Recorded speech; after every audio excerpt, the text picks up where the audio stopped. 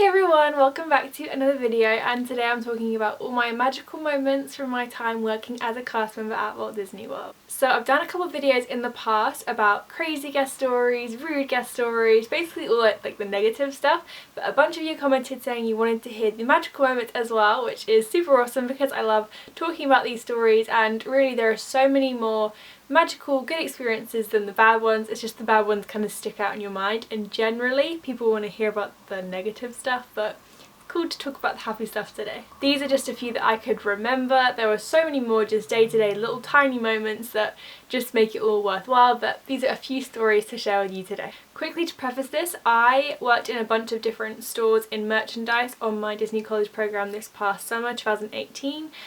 So these stories come from all over the resort because I traded a lot of my shifts in merchandise, as you can do. So the first couple of stories come from my time working at Mouse Gear in Epcot. I worked at Mouse Gear a lot, partly because I had so many good experiences, but these two come from the same shift actually. It was just a really good shift. So the first thing happened where I was talking to a guest and I noticed their birthday button said happy birthday, and we were pin trading, and then a leader came over and was like, oh my god, happy birthday, we've got to sing the happy birthday song to you. I obviously didn't work at Mouse Gear, so I didn't know what this song was, so she got a couple other cast members and we sung it together when she taught it to me, and then afterwards she was like, oh, how come we don't know the song? And I said, you know, EHH. And basically she went backstage and she gets this little board out which says happy birthday on the front and the lyrics to the song on the back, the special song they sing. She got another girl who worked at Mouse Gear and got all these birthday buttons, and basically said your task for the next 20-30 minutes is to walk around Mouse Gear, find people who it is their birthday and sing to them. So basically that was my assignment. I had to just walk around, basically search out people with happy birthday button, and sing this song to them, and like a bunch of people took photos with us because we sung to them. People wanted to record it, and it was just super awesome to be able to do that little touch. The song was something like, don't know if I should sing this. Happy birthday free Mouse Gear engineers, we hope you have a very nice day at Epcot and Mouse Gear, woo! It was something like that, but I don't know. So yeah, basically that was a pretty magical thing we got to do. The next thing happened later on in the shift, and it was after the fireworks, after illuminations had happened, and we had just finished the big mad rush that happens after that because everyone floods into Mouse Gear. And basically this guy comes up with his little kid who can't be older than 3, and he pulls me over and he's like, so this is going to be his very first pin trade, so is it okay if I take photos and film while you're doing it? Of course I was like, yes, this is amazing, like this is a big moment. This kid could go on to spend hundreds of dollars on pins, as I have done, so you know, we've got to record the first one. So obviously I get down to his level, which I'm supposed to do, and I explain the process to him, that he has to pick a pin from my lanyard that he would like to have, and then he gives me one of his pins, and then I show him how it's good practice to put the back on the pin you're trading with so as not to stab the cast member in the hand, as a lot of people do. And we perform the pin trade, and the little boy is so excited. The dad's filming it, he's like freaking out, and then the little boy gives me a hug and says thank you, and literally my heart was so warm. It was just amazing. I love pin trading. That was like one of the best parts about being a merchandise cast member. You get paid to do pin trading, and I love that, so it was amazing. Another thing that was related to pin trading happened on my first program when I worked at the Theatre District of Hollywood Studios, and I was in stage 1, which is the Muppets general store in that back area that no one really goes to, with like Pizza Rizzo, Muppets 3D, there's a little Christmas shop, and there is this store called Stage 1. So this family comes in, and it is a girl of about maybe 12-13 and her parents, and they're buying pins for the very first time, and they are telling me about how it's their first trip to Disney World, and we're like choosing some pins, and I recommend getting the mystery packs because that way you pay less price for like a bigger amount of pins, and then if it's the pin trading you want to do, like the actual fun of the practice of doing it, then that's the best way to go rather than choosing like specific pins. So they get their first set of pins, then they do some trading with me, they're loving it, and then my leader comes over and sees what's going on and was like, oh, it's your first time pin trading, amazing, let me see if I could pull some extra magic. So basically in stage 1 we have these ink and cell paintings, so the cells are like the things that animators use in the movies. I'm not like super in on the lingo with it, but they basically have these prints. I'll maybe insert a photo of what they're like, and they're super expensive but they are incredible, and you can get it just like as the ink and paint cell, or you can get it in a frame, and then you can also get it in a frame with a pin. So you can't buy those pins if you don't buy the ink and cell painting in a frame. But my leader obviously has a bit more power than I do. So backstage she's like, did you speak to them about what their favourite kind of things are? Do they have any special interests in Disney? So we were selecting pins based on what their favourite characters and attractions and stuff were, that they had just told me in the information before. So we chose some of the ink and paint cell pins to give them. Went out and was like, you can't get these pins anywhere else without spending like $200 on a painting, and we basically gave them one each for free.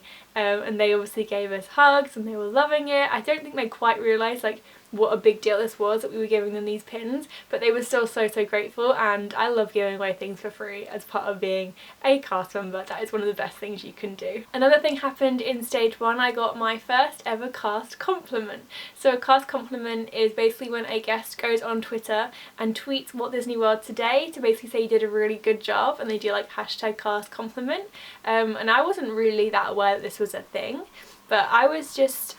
So to put this in context, Great Movie Ride was closing in Hollywood Studios. We had these big signs in stage 1, which was like the sign they had above the ride. I'll insert another picture of what it looked like. And basically when they announced that it was closing, we had a flood of people trying to buy these signs. So these two people come over and we basically just start chatting. There's nothing that they want to buy, we're just kind of talking about it, and it comes out that one of them was an original cast member at Great Movie Ride on their college program. And we're talking all about it and how sad it is that it's going, our favourite parts. And then I say, oh well, we've actually got the signs from the Great Movie Ride that have been going really popular because it's closing. And he looks over and he goes, I need that sign. So we go over and have a look at it. I explained the price, I think it was around $150. And he just looks at his friend and was like, I'm not joking, we're getting this sign. So I go backstage kind of just being like, whoa, this was just a casual conversation and suddenly you're buying this sign. And I box it all up for them, and they're in some like stickers and stuff, and it's like going to be picked up at the front of the park. And we're all the while talking about their college program. Probably goes on for like half an hour, just recounting different memories that they had, their favourite things to do, favourite foods, because I love talking about food with the guests. And then pretty much I send them on their way and they can pick up the sign later, and that's pretty much it. I was like, another transaction, but it's pretty cool to have such a prolonged interaction with a guest. And then the next day was actually my last shift working at the Star Wars store in our area, Tatooine Traders, and my leader goes to me, oh Emily, are you closing today? And I'm just kind of like, yes, like always. And she's like, oh okay, great, okay. And then I'm sorting out a little like build your own droid station we have at the back, and it's almost time for us to end our shift, and she comes over and she said, I've got something special for you, Emily. I'm very confused, and she calls all the cast members over who are working in the store and basically says that I've received a cast compliment on Twitter, and she presents it in, she has like a print off of the tweet, and then she asked me to recount the story, and I was just overwhelmed because it was just like a nice little interaction that I had, and it ended up turning into something that they wanted to tweet about. So, and this person also hadn't tweeted in like 2 years, which made it even cooler that they'd gone to Twitter to say that. So the tweet said, had a lovely conversation with Emily at the Muppet shop, who was a wonderful helper. Thank you from Corey and Alec, hashtag cast compliment. So I've got that on my phone.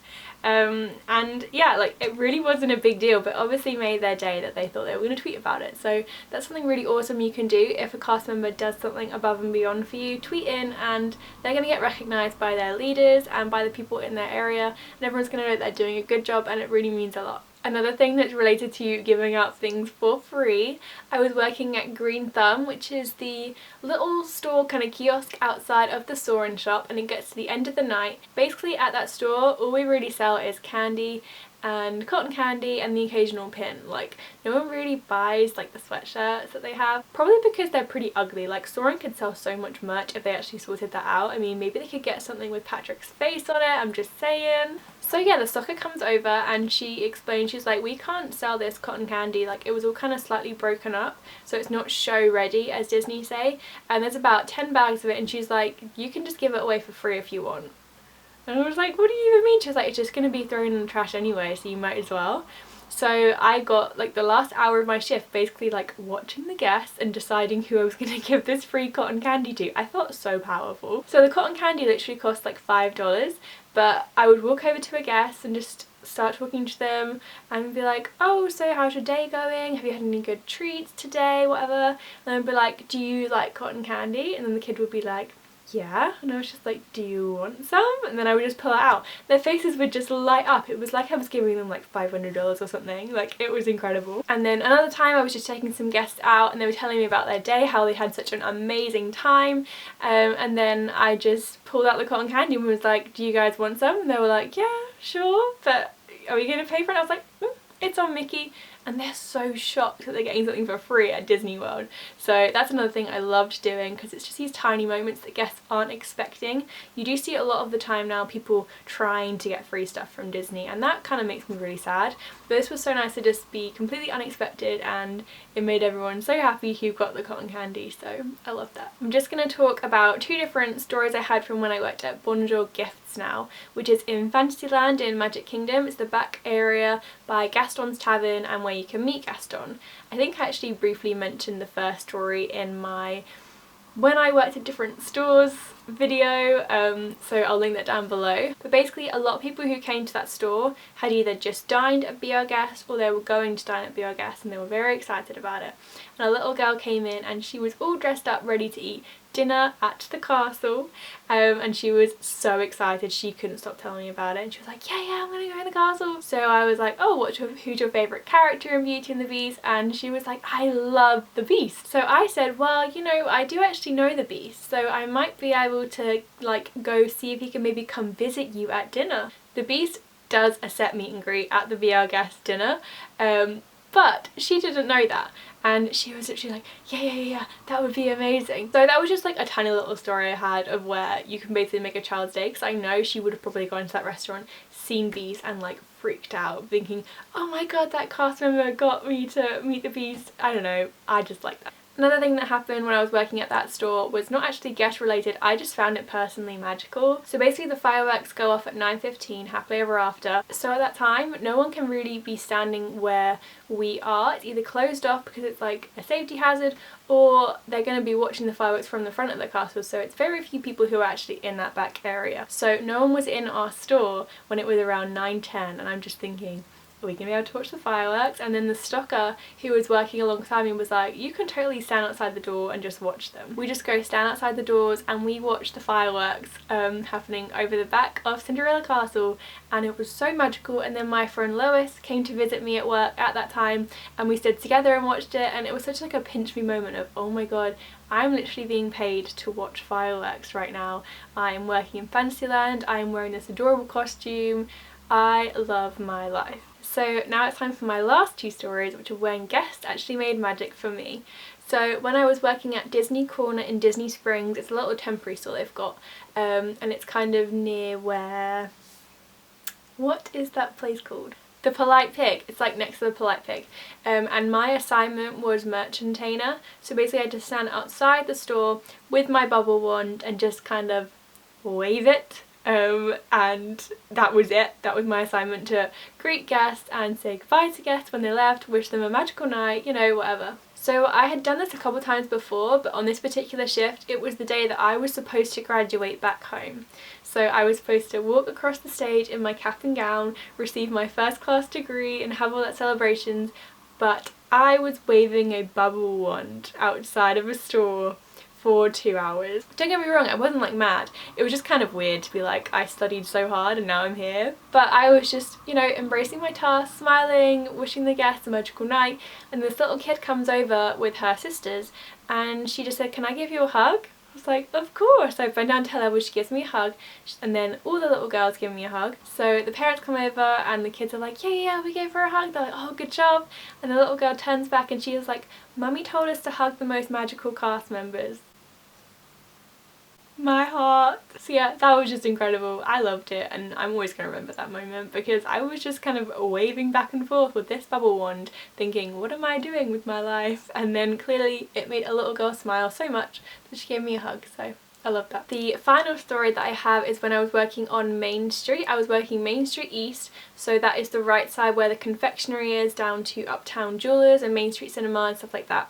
and I was in Main Street Cinema with my friend Leanne. We were just standing about chatting because no one was really in the store, and then this little kid comes in and he is dressed as a character attendant, and he literally has like the blue shirt, he has the shorts, he even has the little pouch for pins, and he like keeps stickers in it, and we're like, oh my god, what is this kid? So we obviously are freaking out of this little kid, talking away about how he's had all these different interactions with other cast members and that it led to him getting a name tag because he's made such good friendships, how he walks around giving guest stickers for free and making magic for them. They even have pins they like to give out to random guests. Basically this kid is committed to making magic, and he's like 5-6 years old. He was called Landon and he was adorable. We are talking to his family for probably 20-30 minutes about how they're going to Mickey's Halloween party in a couple days, what they're going to dress up as, and then the interaction's kind of drawing to a close, and then Landon reaches into his bag and he pulls out these little like, it's like a little, basically like a charm bracelet kind of thing. It says bibbidi bobbidi boo. Comes with a note card that says, may all your dreams come true, love the Coley family. Follow us on Instagram, Disney Adventures and Autism. And I'm gonna keep this literally forever. I almost started crying there and then. They wanted to take a photo with us with Landon, which they posted on their Instagram. I'm gonna insert it here.